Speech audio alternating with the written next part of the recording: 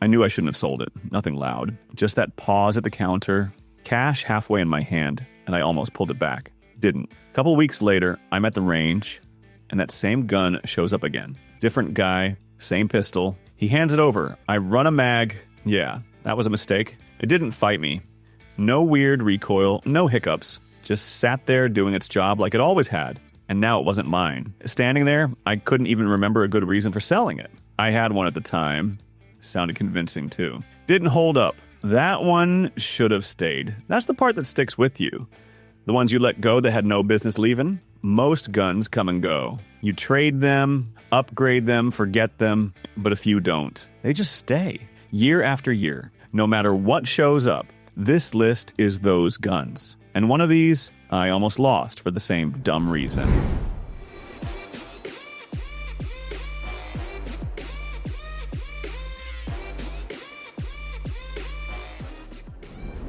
I almost sold my PX4 3 years ago. I was tired of the wait, tired of people calling it outdated, and tired of chasing whatever new micro was getting hyped that month. I had it priced and ready to go. I kept it mostly out of laziness at first. Then I got stuck with it during one of those long, dirty training weeks where half the guns people brought started shitting the bed after the dust and high round counts. The PX4 just kept cycling, no complaints, no weird issues showing up, while other guns were being cleaned and babied between strings. This one stayed in the fight without asking for anything. That should have made me feel good about it. It didn't. It pissed me off instead, because it meant I had been ready to get rid of something that was still doing its job while I was busy chasing shit that looked better on paper. Even now, years later, I still catch myself looking at newer options and wondering if I should finally move on. The PX4 hasn't given me a real reason to sell it, but it also hasn't completely shut that voice up either. I don't like how long it's taken me to stop treating it like a temporary gun. And I still don't fully trust that feeling. A buddy of mine dropped a Grand Power K100 on the table in this old beat-up soft case. Looked like something you buy after losing too many arguments online at 2 a.m. I gave him shit for it right away. Asked why he didn't just bring something normal like everyone else. He didn't defend it, just smiled and said, "Shoot it first." That answer alone made me want to dislike it more. We had a full table that day. Glocks, M&Ps, stuff you don't have to explain. Guns people trust without thinking. The K100 just sat there off to the side, like it knew it didn't belong. I picked it up expecting 5 minutes of curiosity, then I'd forget it existed. Didn't happen. It wasn't clean. Controls felt off. Grip didn't settle right. Nothing about it felt natural. I should have dropped it and moved on. Instead, I kept catching myself picking it back up. Not because I liked it, because something about the way it moved under recoil didn't line up with what I expected. It had this soft, rolling feel that made everything else on the table feel a little too predictable. I didn't leave impressed, didn't trust it, still don't fully like it, but it didn't go away. Most guns like that, you shoot them once, tell the story, and forget them. This one didn't feel like that. It felt like something I'd regret not having around later. And that's a strange reason to keep a gun. The next one wasn't like that. Didn't give me time to think. I was at a gun shop a while back when I saw an old Beretta 92 FS sitting in the used case. Beat up, worn finish, edges smoothed out from years of handling. Not abused, just used. The kind of wear you don't fake. The guy behind the counter said it came from some older guy thinning out his collection. Said it like it didn't mean anything. Just another trade-in. I stood there longer than I should have. It wasn't exciting. It wasn't something I came in looking for. Big, heavy, old school. The kind of gun people move on from now. I've done it myself. Sold stuff like that for something newer, lighter, easier to justify. I picked it up anyway. No moment, no spark, just weight in the hand and everything moving the way it should. Like it had already done its job for years and didn't care if I noticed. Standing there, I started thinking about how many guns I've bought, got excited about, then moved on from not long after. This didn't feel like one of those. I set it back. Walked out. Halfway to the door, I almost turned around. Didn't. Sat in the truck a second, like I left something behind. Told myself I could find another one. Didn't really believe that. January cold morning. Coffee tasted burnt before I even got out of the truck. Hands stiff, carrying the bag in. 2 benches over, some guy kept fighting with a cheap staple gun. Metal snapping wrong, cardboard bending.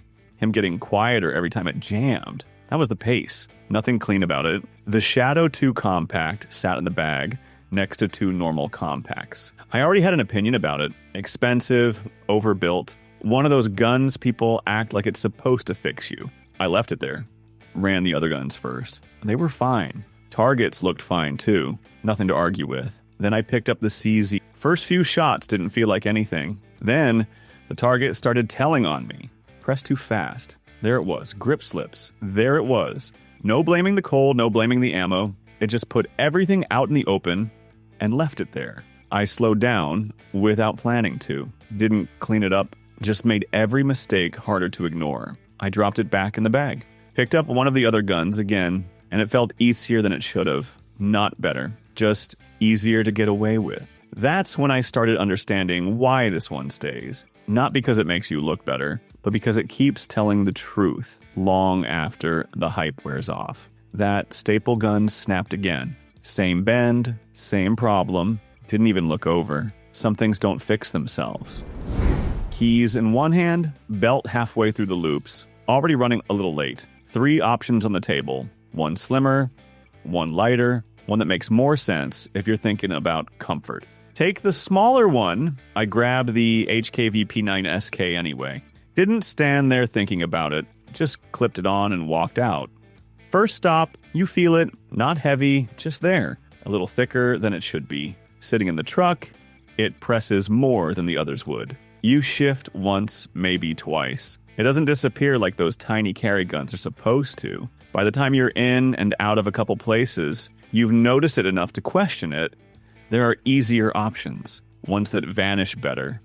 Don't need adjusting. Don't remind you they're there. This one does. When your hand settles on it, even just checking, it doesn't feel like a small gun trying to keep up. Grip fills out right. Nothing flimsy about it. No shortcuts in how it sits or how it would run. That's where it gets weird. It's supposed to be the easy option. Backup size. Something you rotate in and out. Doesn't act like it. End of the day, everything comes off the same way it went on. Quick, no thought. And looking at what's back on the table, I already know which one's getting picked again. I was on a long road trip last year. Rain, cheap hotels, gas station coffee, and enough stops that I got tired of overthinking what I had packed. I brought 3 different pistols, thinking each one had a job. One slimmer, one bigger, one that made sense on paper for the range bag. By day 2, I'd already stopped switching. The M&P9 M2.0 Compact was the one I kept grabbing. It wasn't the smallest. It wasn't the lightest. It didn't have the best trigger or the fanciest features. But every time I reached for something else, I ended up putting it back and taking this one instead. Long days in the car, quick stops, rain on the floor mats, bags getting moved around. It never felt wrong for any of it. I had packed multiple guns because I thought I needed options. This one just kept doing the work without forcing me to constantly decide. I kept waiting for it to finally feel limited in some situation so I could justify moving on. It never did. That started getting under my skin. Now when I pack, I don't even go through the argument anymore. I just grab this one and go. And if this boring multi-roll gun is already this hard to argue with after one long trip, the last one on this list is going to be even more difficult to replace. Last year, I had to make a long drive out toward Arizona, the kind of drive where the gas stations get farther apart and every stop feels a little quieter than the last one. I had coffee going cold in the cup holder, a bag of beef jerky on the passenger seat, and that dry wind pushing dust across the parking lot every time I stepped out. The Glock 19 Gen 5 was on me. Before that trip, I was tired of hearing about it. In Texas, you hear it everywhere. Counters, ranges, random conversations. Glock 19 this, Glock 19 that. After a while, it all blends together. Out there, it didn't. Every stop felt the same. Walk in, grab what I need, head back out. No adjustments, no second guessing, just routine. Then I thought about a buddy who sold his. Said he got bored, wanted something cleaner, newer, I get that. The Glock 19 can feel like a refrigerator with a trigger. It works so well you stop noticing it. One stop had a small case. Better looking pistols. I handled one, then another. Put them back. Didn't feel like changing anything. Different town, same pattern, same brands, same talk. Not hype, just normal. Somewhere along that drive, it stopped feeling like I was choosing it. More like everything around it was already built for it. Magazines, holsters, parts. You don't go looking. It's already there. It's not exciting.